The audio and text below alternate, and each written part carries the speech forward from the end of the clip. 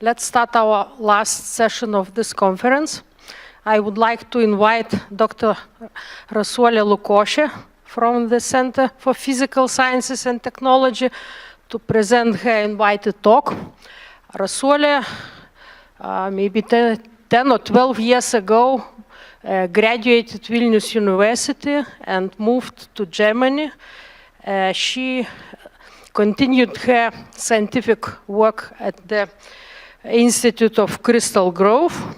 She defended her PhD thesis at Humboldt University, Berlin, and last year she got a fellowship from Maria Sklodowska-Curie Foundation and started her scientific investigations at the Center for Physical Sciences and Technology. And today, she will present her talk, Materials for Pulse Magnetic Field Sensors. Please.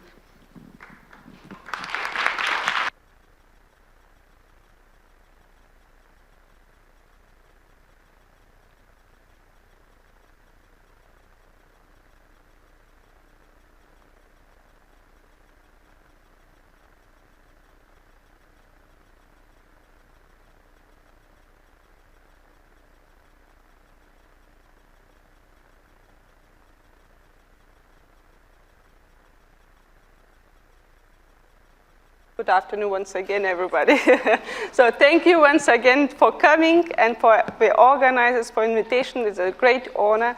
And let's start with my topic. It's actually the results of our group, High Power Pulse Laboratory, with collaboration with our partners in Vilnius University, MOCVD Lab. So as Nera mentioned, I succeeded and got a fellowship of Maria Sklodowska-Curie last year. So the topic I started, it's 1 year ago, actually.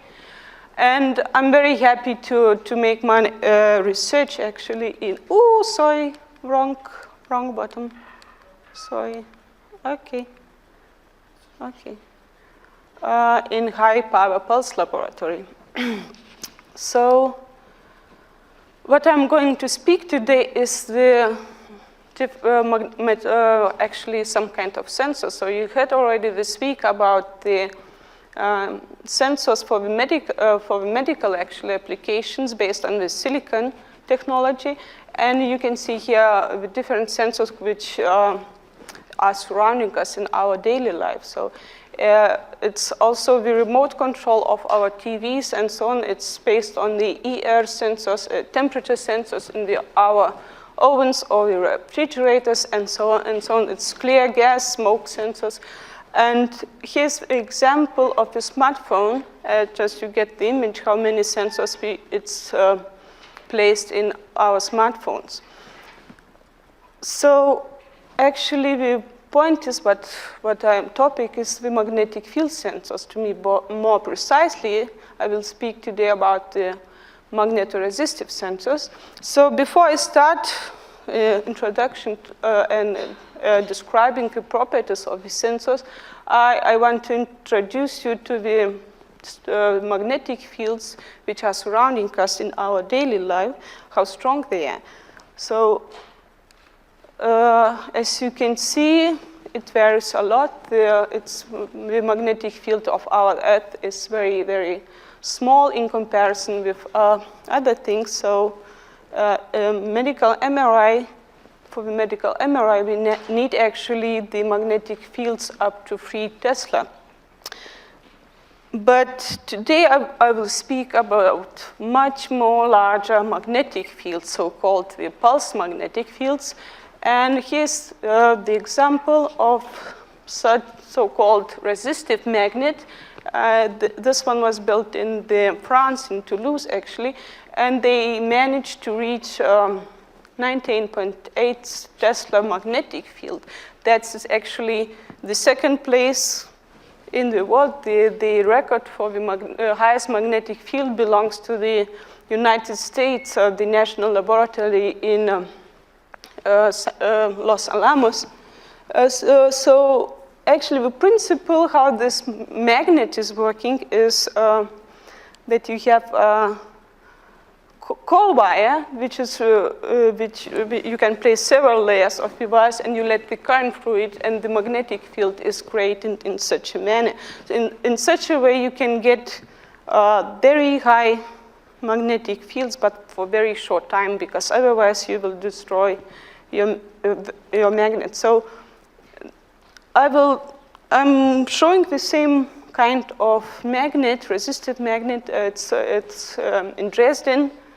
And actually, the point is what I want to say here, that the sensors which are produced in our center in the High Power Pulse Laboratory were used in that time in 2011 for the registration of magnetic field of 91.4 Tesla. So at that time, it was the record for the magnetic field. And you can see that these sensors were placed inside the coil and successfully registered such magnetic field. Our sensors were also used in electromagnetic railguns, actually with collaboration of French-German Research Institute in St. Louis, and also successfully measured the pulse magnetic fields. It can be also used in the electromagnetic forming or welding of the metals, because you also have to know exactly how strong magnetic field you need for the welding of different metals. So I spoke about the sensors which were used in railgun application and in measuring of the magnetic field in Dresden. And here's the design of the sensors produced here in our laboratory. So you can see here, again wrong. Sorry. Until I will finish, I will learn how to use this device, So, okay, we have here the top view of our sensor. The active material which we are using, it's actually manganite, and it's covered with the 2 electrodes and the connective wires. So in principle, we have as a final sensor product we have here. I have the real one also. So you can see how small it is. It's somewhere here at the end. So the principle is that you connect it to this scalar meter, and you connect it to the computer, and you can measure the difference or you can register the response, how your magnetic field was changed. Actually, in our lab, up to now, we can reach magnetic fields up to 25, pulse magnetic fields. I have to underline, it's pulse magnetic fields up to 25 Tesla, and the duration of the pulse is 1 millisecond, because the scale is 10, so I always mixing 1 or 10, so it's 1 millisecond. The point is that we have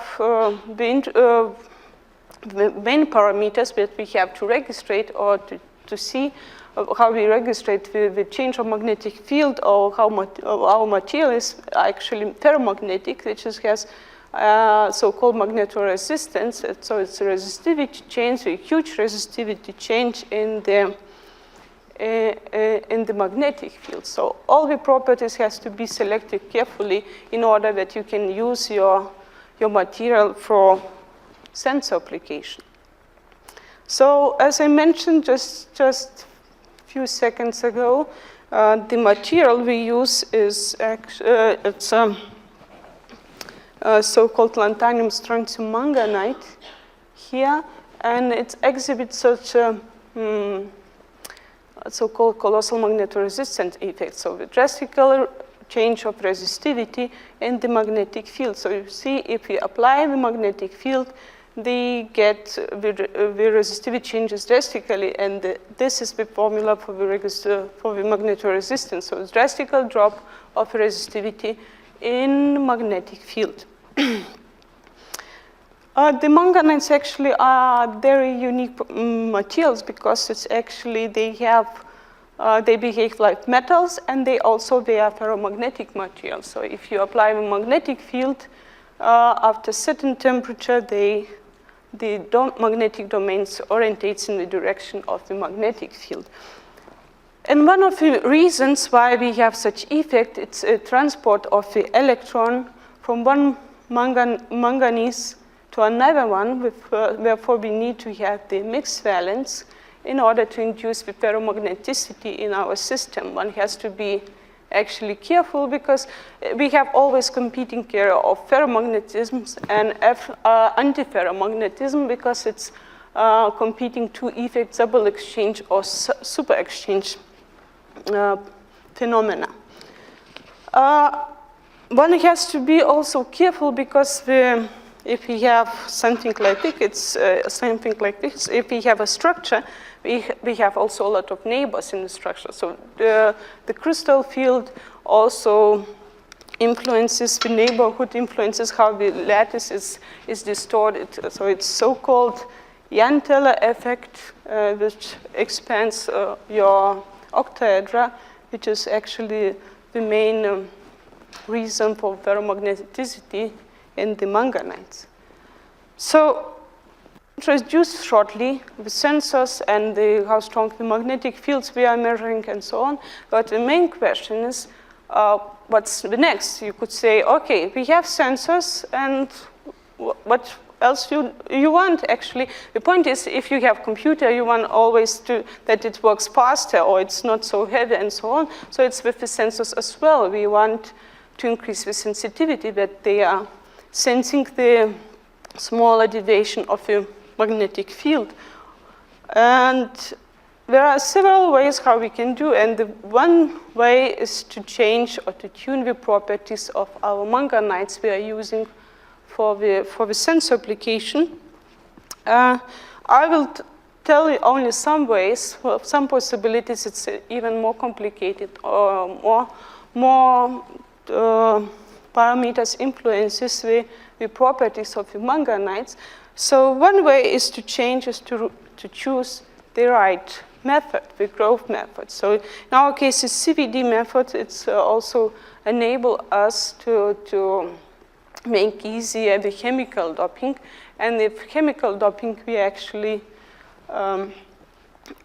change the properties of the material. The other ways, like I said, to change the technology a little bit it's only, I listed, I will talk only about two possibilities to change the substrate and film thickness, but in principle, many different parameters influences the properties. It's like deposition, temperature, pressure, the supersaturation, and so on and so on. So it's only short introduction, some results, but the main point is what is the novel way of our, research. It's to look for something new. What is new in our research? So the new thing is that we want to combine two different materials, manganite and graphene. So that's the main idea of our talk. Again, okay, let's. I believe I'm a little bit too hurried, so if it's not so clear what I'm speaking, just say stop, come back, and so on. So let's go back to the structure. I told already that they have some kind of manganites, and the manganites, they are such interesting materials because they, the structures actually have always the big cation and the smaller ones which are surrounded by the oxygen, and they form the oxygen octaedra. And actually in the ideal case, which is normally it's not existing, or it's very rare actually, we have normally some kind of distortion. So it's if you make some chemical changes in the structure, you have to pay attention to the radius of the cations and anions, and actually the length, bond length, and the angle. The angle is describing the probability of the electrons to jump through the oxygen to another manganese, which is actually responsible for the ferromagnetic properties of our material. So in the next, like I mentioned before, we investigate lanthanum strontium manganites. and they are conducting and ferromagnetic, actually, it's still a lot of problems can occur. If you make some kind of doping, you can induce the formation of different vacancies at also A and B or oxygen vacancies, and the properties will change drastically. So you can see how depending on the chemical doping, you can change the properties of these perovskite materials. I will show some results now concerning the A and B side position doping, so you can see actually how we can tune and influence the properties of our material which we are using for the sensor application. So in the first case, you see that if we introduce calcium into the lattice, at a certain level, calcium substitution increases the magnetoresistance, the main parameter we need for the sensor application, it's actually at the low liquid nitrogen temperature. So these kind of sensors could be applied for the low temperature sensing applications. In another case, if you introduce strontium, it's the opposite one. You get the sensor more sensitive around the room temperature. So that's one of the ways to induce, to change the properties of the manganites. Another possibility is to introduce some doping in B side. It's not normally made, but it's also interesting. It's also one of the new possibilities in our experiments. So you can see that actually we choose this strontium doping, which the samples are more having higher resistivity, magnetoresistance at room temperatures. And if we increase at certain level cobalt, exchange some manganese ions, they increase the sensitivity, or other words, magnetoresistance of such materials. So it's actually, they achieved, we could increase this in comparison of more cobalt into the system. You could ask, well, how do you know that the cobalt is inside? Why it's not the extra phase? Actually, we made some mass spectrometer measurements, and the cobalt is inside. And the next one, we also made some Raman measurements, and we see the vibration mode is occurring in this region, and normally it's in normal manganite it's not here, but if you increase the cobalt substitution, it increases, and it's actually this mode is responsible for the vibrations of oxygen around the new substitute of our cobalt. So with the increase of cobalt, we increase the intensity of this vibration mode. So it means, yeah, we actually have cobalt inside, and we can prove it. The point is that that you saw that with different doping, A and B side doping, we can tune and get better magnetoresistance response for our sensor applications. So if you go, okay, I see. I forgot to mention. I mentioned before what method we are using actually for the deposition of our layers. It's like this. Sorry, again. It's a so-called MOCVD machine, and the advantage of this technique actually is that you can control easier, not so easy as reality shows, but easier control the doping of the manganite material. So the biggest drawback of this technique is that you have to solve your metal-organic precursors actually in the organic solvent. So you have always a lot of carbon, not a lot of, but you have always carbon in your layers. So the principle is that you inject the solution, you prepare the solution of the metal-organic precursors and inject it to the evaporator where they are transferred to the gas phase. And with the transport gas, you move your precursors in the gas phase to the reaction zone. It's always, we have here temperature around 700. It depends on the material. It could be lower and as well as higher ones. And if we go deeper into the details, so what is happening in the oven near the surface of the substrate, you can see that some surface reaction, desorption, adsorption occur, and then depending on the optimization of your deposition parameters, you can get step flow growth or island growth, depends on the deposition temperature, pressure, supersaturation, and so on.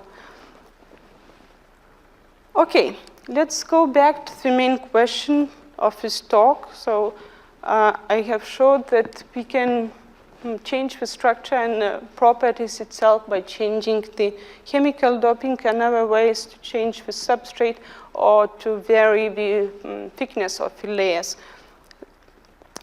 So here are some such a slide. You can see actually how the substrate, actually you have to imagine, you have a substrate, it's crystalline material, and it has its own lattice. And you have your film which you want to grow on the substrate with a different lattice. So these two materials has to match. And if you have, so, for example, this substrate has lower lattice constants as your film, the film lattice has to be suppressed in plane and extended in out of plane direction. And it's the opposite effect if you have the lattice, if the lattice of the substrate is bigger in comparison with the film. So you can see that if you have suppression in C direction, you have the shifts of your characteristic peak to too high to theta angles, and it's the opposite effect if you grow with films on the substrates with a smaller lattice constant. In our case, we are not growing epitaxial layers, so the strain engineering is possible only if you have epitaxial growth until certain limit, thickness limit. So for the films actually, we are working actually in another ranges. So we have normally, for the sensor application, the film thickness is about 300 and 400 nanometers. But the reason is actually, the main reason is why which substrate we use for this application, it's the following. So if you have the film grown on the monocrystalline substrates, the temperature range is very narrow. So for applications, disadvantages, even if you have higher magnetoresistances for such layers. If you grow the samples on the ceramic substrates, you have a broader range of the temperature. So for the applications, it's better, and also they also managed to, as I mentioned in the first slides, we managed to measure the magnetic fields up to 90 Tesla in collaboration with Dresden, because there's also no saturation of magnetoresistance, so the range of magnetic fields also can be expanded in such a way. The thickness influence is also important, and as you can see, if we reduce the thickness, we reduce the transition temperature. The point is that the sensors normally are mostly more sensitive close to their transition temperature.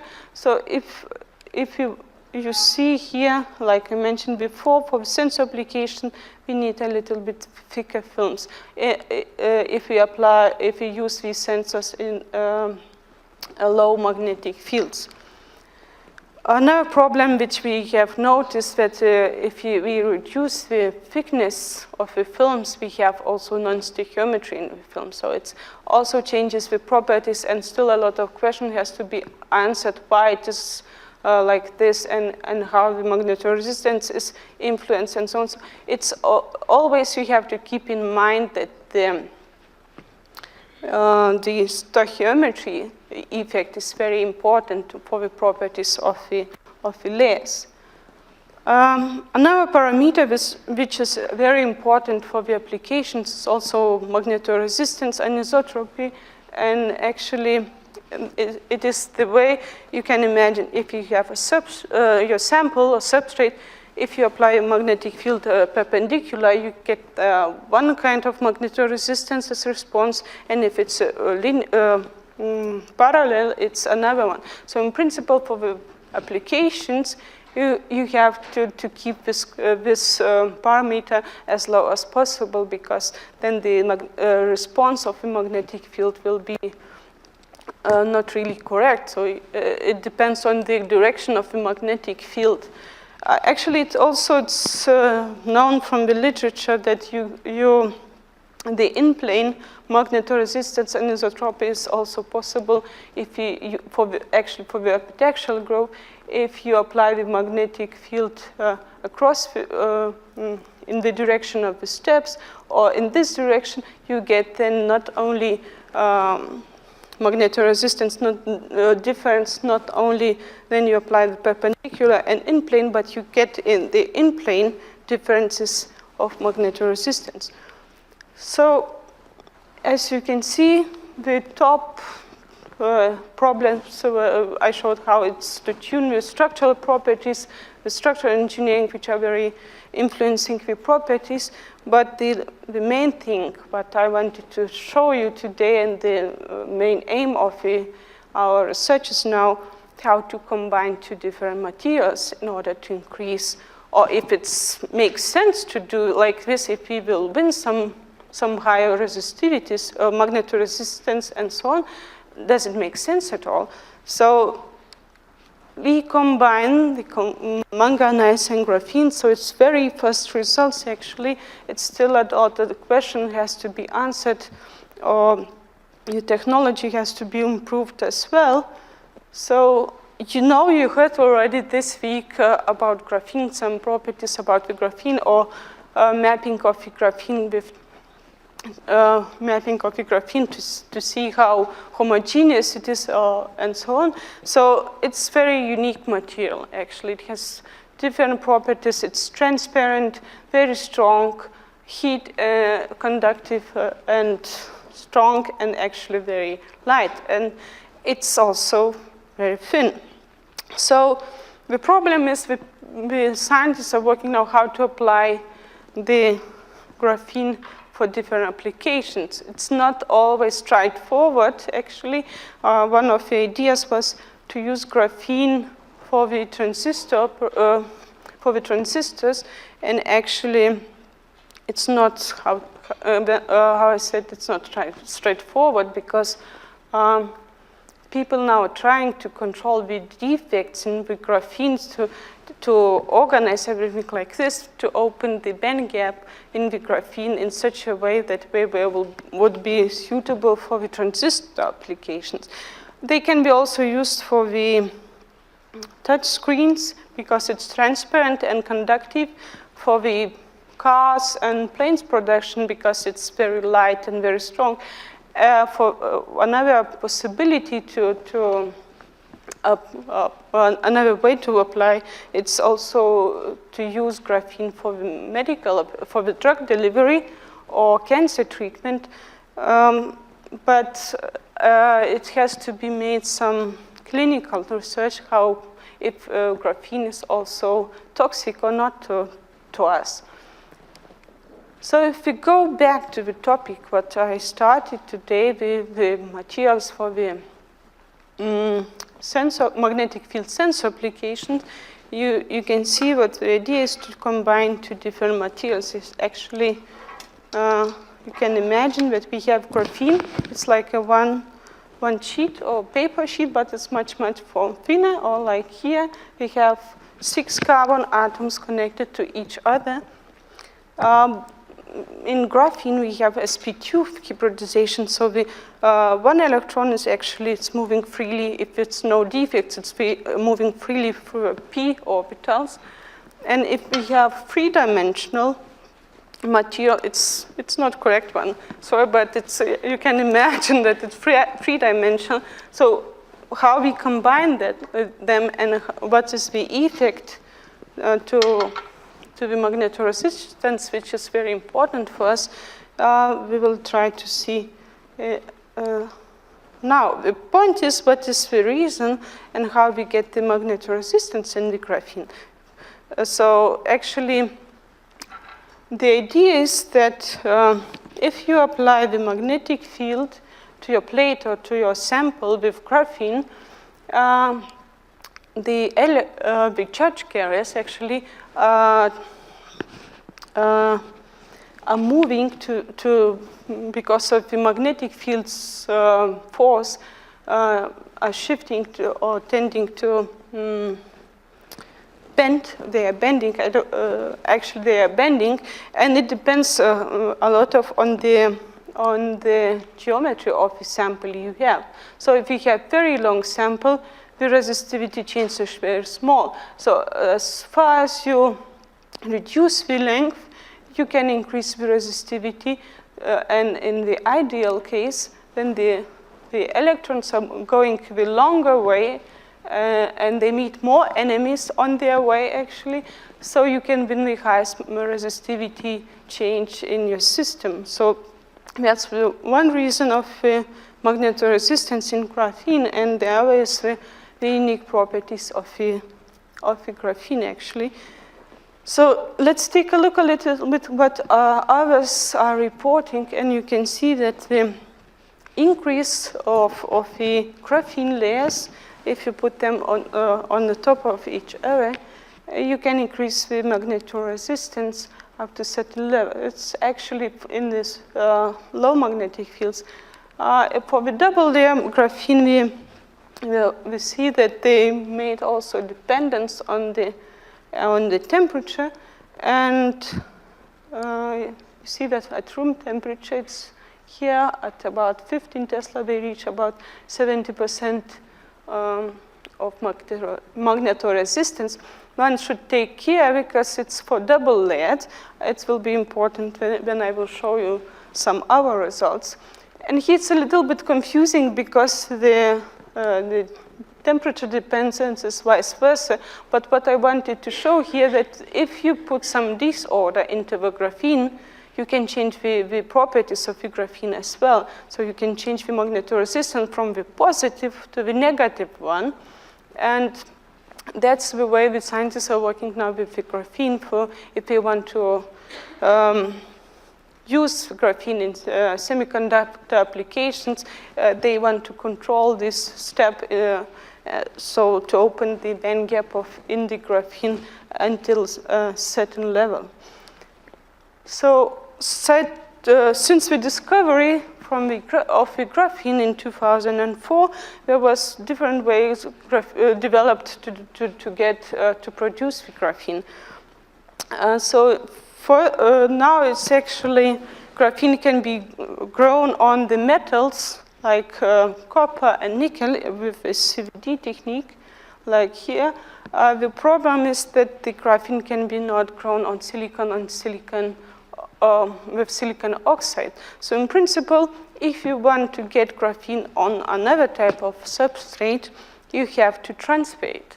So such a method, it's called exfoliation. It can be wet or dry. In our case, we were using the dry one.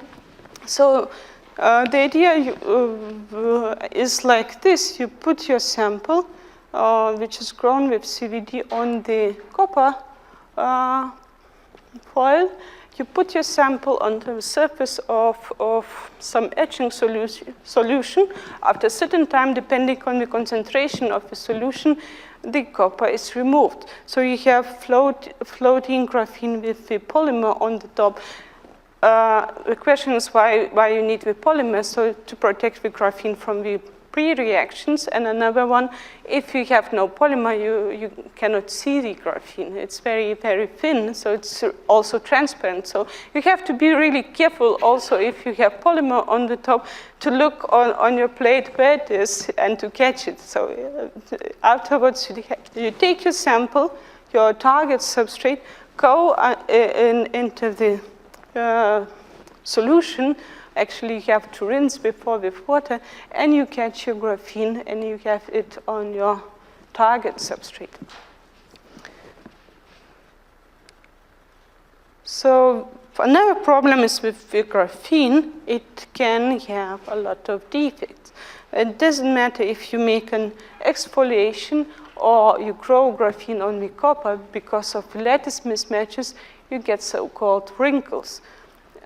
It's also possible to get some defect into graphene. It's normally during the TM measurements, you get the, as you remember, it has to be 6 carbon atoms, and you get the so-called Stone-Wales defects with 2 5 carbon rings and 2 7 rings.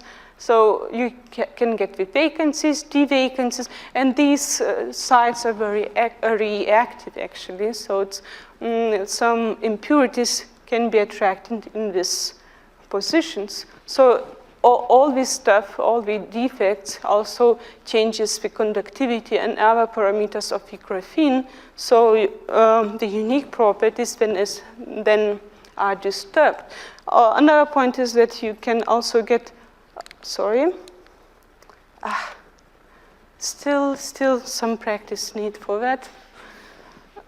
You can get grain boundaries, and these are also very reactive. And if you take a look to the magnetoresistance of the graphene, in the ideal case, no magnetoresistance should occur in plane direction. If you apply a magnetic field parallel to the surface, no magnetoresistance should occur. But in the case, if you have some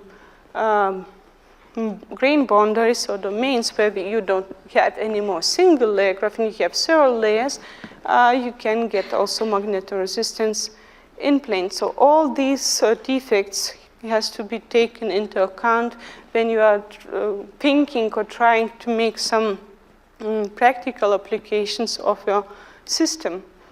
So here's our new results, actually, the first ones, and you can see that we were able to increase the magnetoresistance at room temperature up to 400%. If you remember, I showed some literature data for double-layered graphene, and they achieved at 15 Tesla, about 70%. We have here 15 Tesla, or 250. So I believe we succeeded to reach a little bit higher values. But the most interesting point in the last one, it's the combination of our manganite with the graphene. So you can see, I will not go more into the detail, but you see if we measure in some circuit, if we measure only the relative response of the manganite topped with cobalt, which is more sensitive, as you remember from the structural engineering, we have certain values like this, but if we combine those two materials, we can increase the signal differences about 2 times at higher magnetic fields. So we can assume and say, okay, we succeeded, we reach our aim, and probably in the future, we could apply this system for the sensor application, for the production of the sensors, and the sensitivity could be increased at least 2 times for higher pulse magnetic fields. So let me to conclude the talk I presented, the results I presented today. So we use nanostructured films because they can be applied in the broader temperature range. They made some B-side doping, which also increased the sensitivity of the manganite. And the final and the most important results that we can increase the sensitivity of our samples, of our sensors actually, if we combine manganite with graphene at least 2 times. So as I said, it's new results, very first ones, and still a lot of questions has to be answered. And we think what we will do in the future, actually we have to optimize the geometry, which also influences the properties of our magnetoresistance effect, and also to try to use several layers of graphene and to produce or create the prototype of a sensor, which could be also used in different applications, and we hopefully will succeed in the production of such sensors. So finally, but not the least, I have to thank you, all the colleagues in our group, Pulse Power Laboratory, the colleagues in Vilnius University MOCVD lab, and other colleagues here for the measurements, support and understanding. Of course, the Marie Curie Foundation and the colleagues in Dresden for the measurements at high magnetic fields. And I will leave you with some brilliant thoughts of Marie Curie, and thank you for my family as well. Thank you for your attention.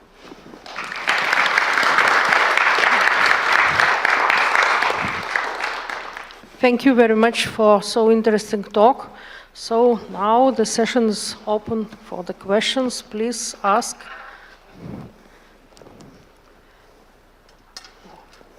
Okay, the first question. Yeah, thank you very much for your talk. I have one question. I'm curious. Are you planning to start selling your sensors in future? Yeah, it's actually, we are already selling the sensors based on the manganites. So in the future, if we will succeed to manage such a system, manganite and graphene together, probably we will be more successful in this area. But actually, the lab is very known in the high magnetic fields community, so it's a really strong laboratory. It's known all over Europe. Okay. I would like to ask, your sensor system is single layer or combination of multi-grain structure? It's actually, if you look, it's a single layer, but you have not really a single layer. You have, like you said, it's really a multi-grain function. We have also grown and used for the production the epitaxial layers before, but now they use nanostructures. Like you said, it's the grains which are orientated in one direction and in certain direction in correspondence to each other. So it's a lot of grains.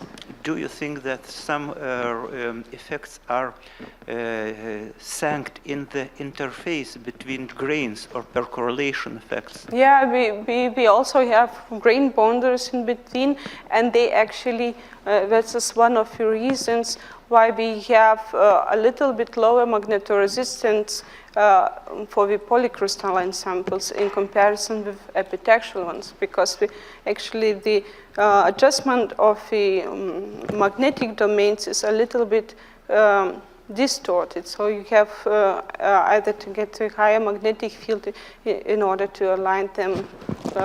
You cannot align them so fast as in the epitaxial layers, because you have grain boundaries in between. Thank you. More questions?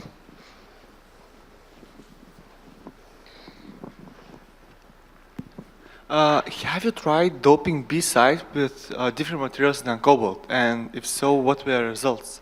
No, actually, it's also, before it was always, we were working only on the A-side doping, and the cobalt is the new material for us as well. So it's also very first results, and we still have some problems concerning cobalt, and we still have a lot of questions which are not answered with the structure, because if you introduce cobalt, so you actually disturb the whole system, and some of the manganese are changed with cobalt, and cobalt has actually free oxidation state. So there's also much more possibilities, and the long range is also disturbed, as you saw from the Raman spectra. So we have extra vibrations of oxygen in that place where cobalt is situated. So it's still some questions, and up to now we tried only cobalt in comparison.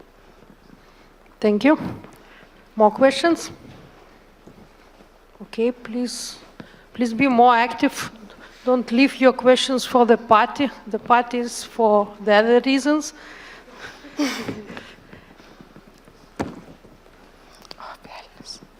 From technology point of view, you need to make manganese film, isolator, and graphene. So at present time, there are hot topic is a proximity phenomenon in between manganese films and graphene. What do you think in future? Maybe it could be a topic for you, because your design need to understand also this phenomenon. Yeah, that's correct, but in order to avoid this proximity between the graphene and manganite layer, you have to use some isolator layer. So in that, at certain thickness. So it cannot be too thin, because the penetration is still possible. So we have to optimize it as well, and to grow the isolator layer in between with a certain thickness. So it's our future plans, and we still have to do that, and we hope that we will succeed actually in this construction. More questions? I have one question. If you are going to go for production of these sensors, are you thinking about growing graphene? Probably, yes. I believe the group in the center is also successful now. As far as I know, they are starting and succeeded in growth of the graphene. It's actually, it's a technological point of view. If you can get actually the higher quality of the graphene, if we grow it directly on the system we need. So it's, of course, it's a better way to get graphene into the system without less defects, or to control so many defects that you need for your application. Thank you. More questions? No? So let's thank once more Rasuolė.